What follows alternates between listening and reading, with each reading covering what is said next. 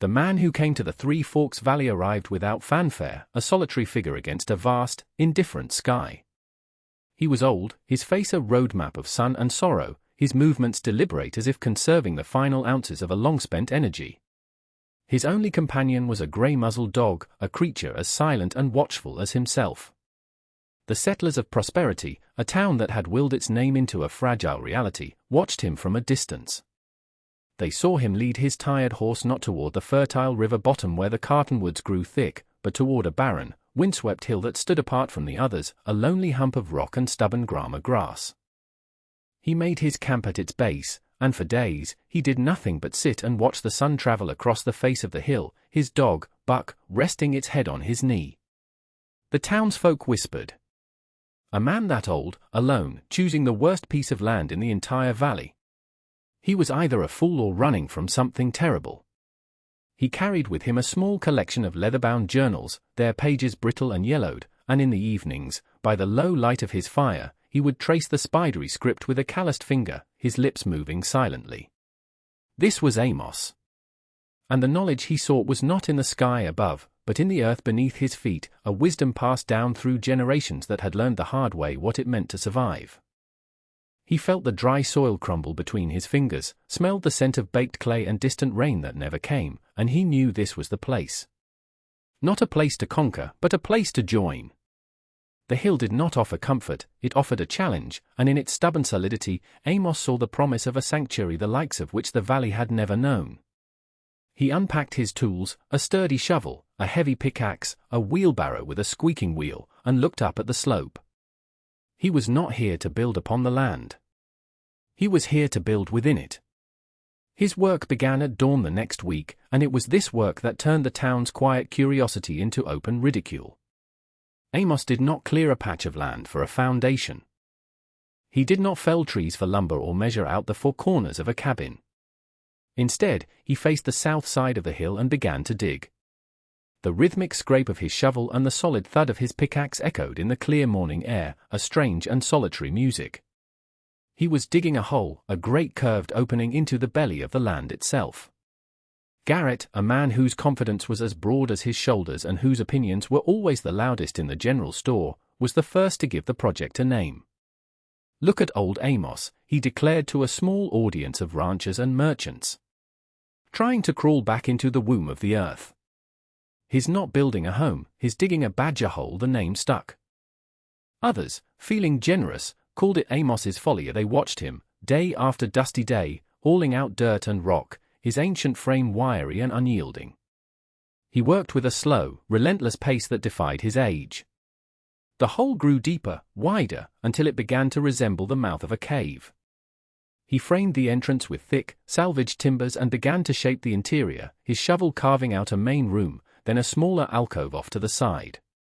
He was a creature of the earth, caked in its dust, his sweat turning the dirt on his skin to mud. The journals were always nearby, propped open on a rock, weighted down against the wind. In their pages were not just words, but diagrams of ventilation shafts, drawings of arched ceilings designed to bear immense weight, and notes on the insulating properties of packed sod. It was knowledge from a colder, harsher land across an ocean, from ancestors who knew that the greatest enemy was not the summer heat, but the winter wind, a force that could strip the life from a man in minutes. He was building a memory, a fortress of forgotten wisdom. The ridicule was a constant, low hum in the background of his labor. Men would ride out on their horses to the base of his hill, watch him for a while with amused expressions, and then ride back to town with a fresh report on the old fool's progress. "He's lining the walls with stone now," one would say, shaking his head. Like a tomb, Garrett was the most relentless. "I reckon he's expecting the sky to fall," he'd laugh, slapping his knee. Either that or his part prairie dog. The humor was cruel, born of a deep-seated suspicion of anything that strayed from the known and the proven. A proper home had for straight walls, a pitched roof to shed the rain, and a tall chimney to announce its presence. It stood up from the land, a testament to man's dominion over it. Amos's creation did the opposite. It deferred to the landscape, sinking into it, becoming part of its gentle curve. It was an act of humility, and in that land of proud, self-made men, humility looked a lot like weakness. Even Sheriff Brody, a decent man who felt a measure of responsibility for the valley's inhabitants, felt compelled to intervene. He rode out one afternoon, dismounting by the growing pile of excavated earth. Amos paused, leaning on his shovel, his breathing even. "Amos," the sheriff began, his voice laced with genuine concern. "This is no place for a man to live. It's a burrow. What will you do when the spring rains come?" "You'll be washed out." Amos wiped a line of sweat from his brow with the back of his hand and looked Brody square in the eye. "The earth knows how to handle the rain, Sheriff," he said, his voice raspy from disuse. "It's the wind I'm preparing for. The kind of wind that doesn't ask permission." Brody shook his head, a flicker of pity in his eyes. "A man needs a proper house.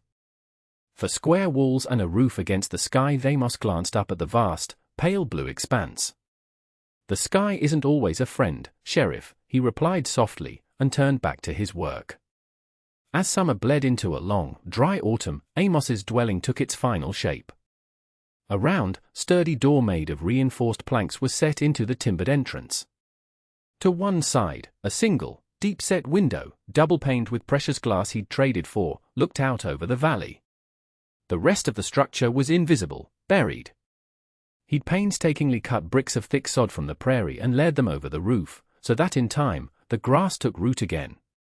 From a distance, his home was little more than a slight swell in the hillside, a green mound with a door. His social isolation was now complete. He was no longer a curiosity, he was an outcast, the town fool. When he went to Prosperity for supplies, conversations would cease. Men would turn their backs.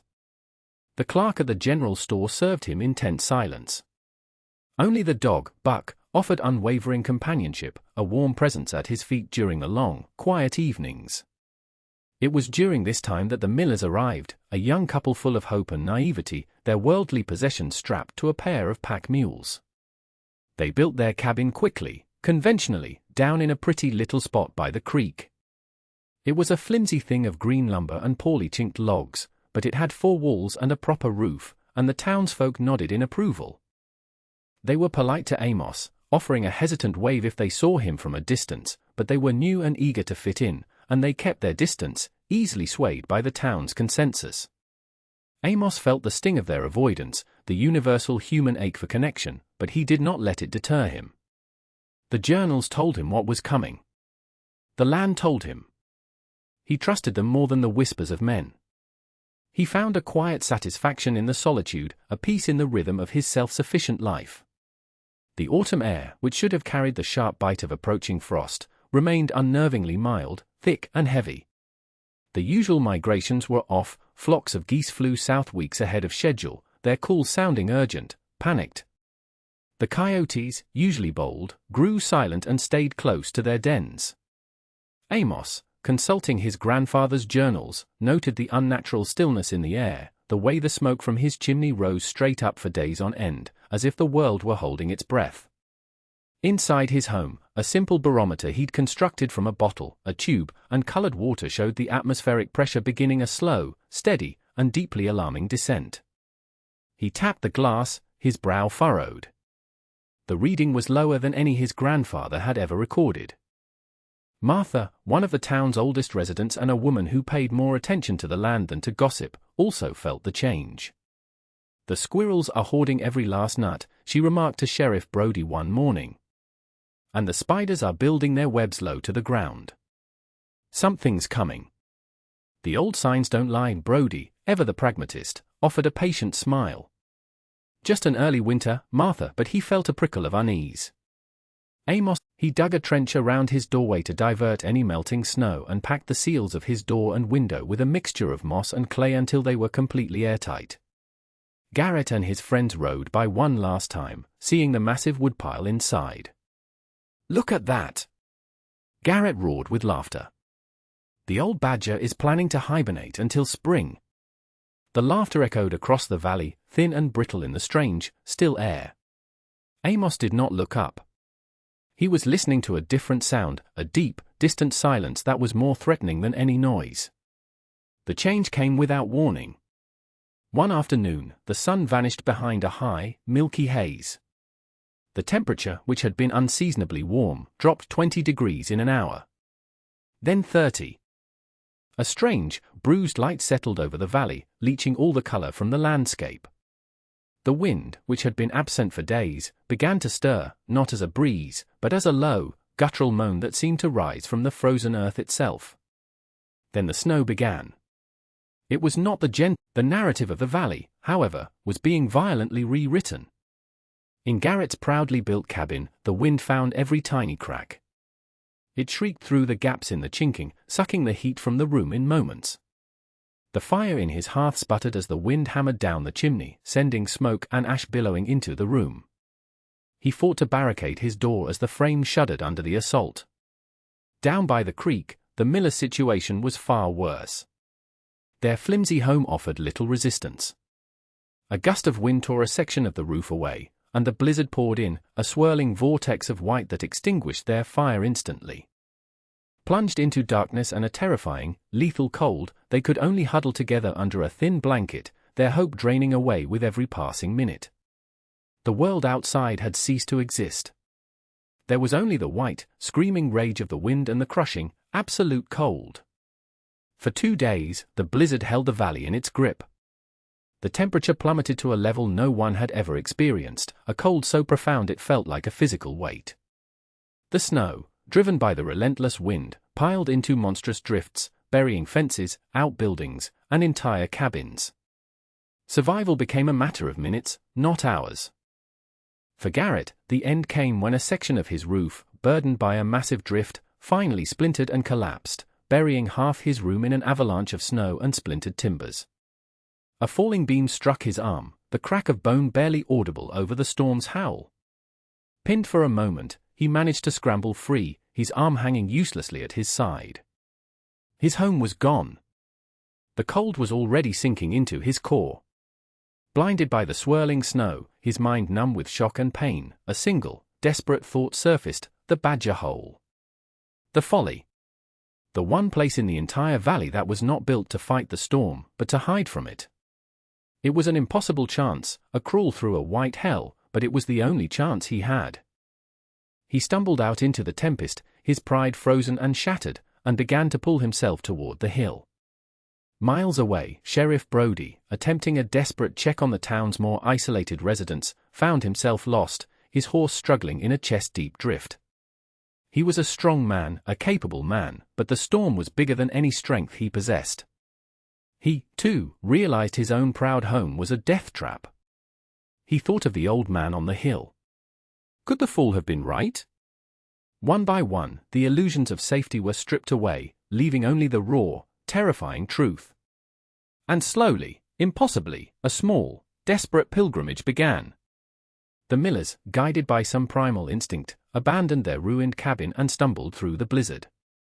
Others, their own homes failing, followed. They were drawn not by a light, but by a memory of a round door set into a hillside, a place they had mocked, a place that was now their only hope. The first to arrive was Garrett. He fell against the round door more than knocked on it, a frozen, broken man on the verge of collapse. The door swung inward almost immediately. The wave of warmth that washed over him was a physical shock, so profound it brought tears to his eyes. Amos stood there, his face calm, and simply stepped aside. "Come in," he said, his voice even. "There's coffee on the stove." Garrett stumbled inside, his eyes wide with disbelief.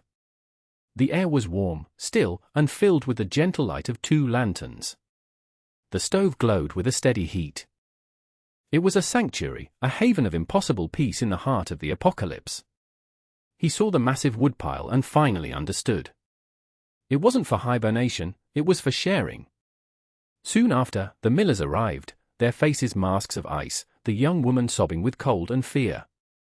Amos guided them to the fire, wrapping them in thick wool blankets without a word of judgment. Then came others. A family for whose chimney had collapsed. The blacksmith, his hands raw with frostbite. Sheriff Brody was among the last to find his way, his face grim, his authority stripped away by the storm, leaving only a humbled man seeking shelter. He stared around the subterranean room, at the faces of his townsfolk, nearly a dozen people, all safe, all warm. He looked at the gentle curve of the stone-lined ceiling, the clever ventilation shaft that drew the smoke away without letting the cold in, and the sheer, simple genius of it all struck him like a physical blow.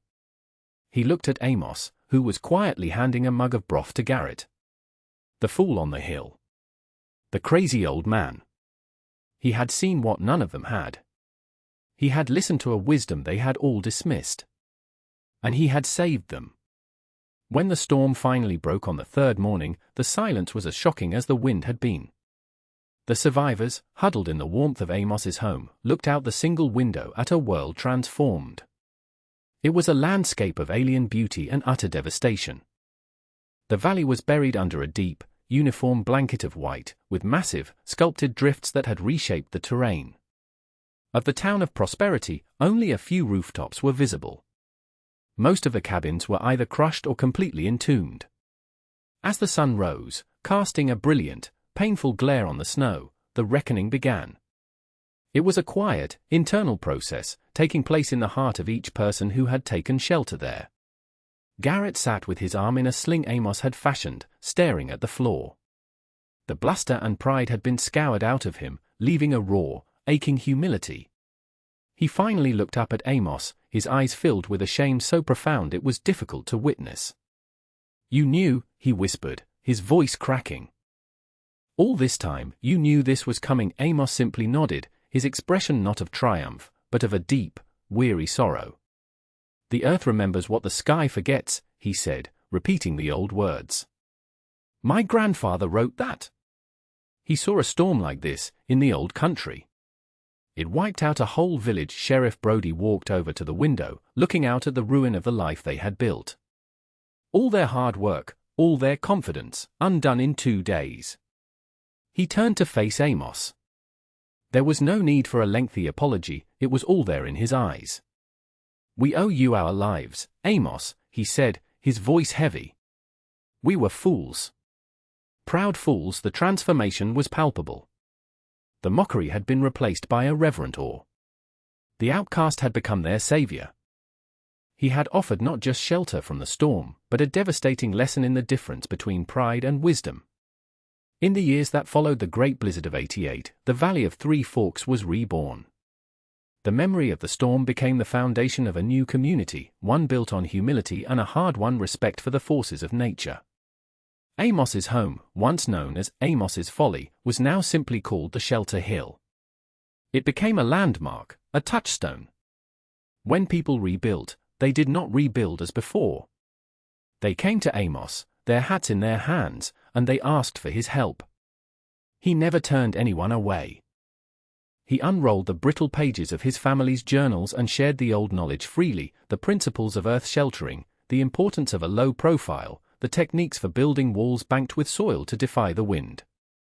The new homes that rose in the valley were different. They were lower, sturdier, often built into the protective lee of a hillside.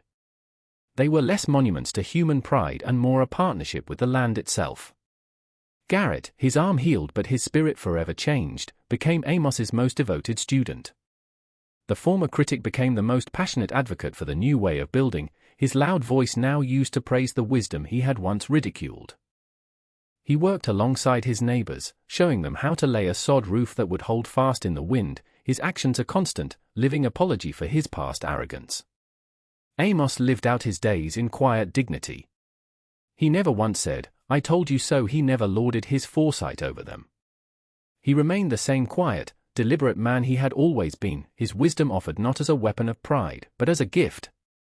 His legacy was not written in any book, but in the very shape of the rebuilt town, in the safer homes and the wiser people who lived in them. He had come to the valley a stranger and an outcast, and he had become its quiet, unassuming patriarch. Decades later, Amos sat in a chair outside the round door of his home. He was ancient now, a man whittled down by time to his essential self. The sun of a gentle spring afternoon warmed his face. At his feet lay a young dog, the great-grandson of Buck, its tail thumping softly against the packed earth. He looked out over the valley. It was green and prosperous, dotted with the sturdy, low-slung homes of a community that had learned its lesson. He saw children playing in the fields and smoke curling lazily from the chimneys of homes built to endure. His work was done. His knowledge had been passed on, not just as instruction, but as a lived experience burned into the valley's collective memory. And here, in this quiet moment of reflection, perhaps we can ask ourselves the question that hung in the air after the storm. If you were there, what would you have done? Would you have joined the chorus of laughter, comfortable in the certainty of conventional wisdom?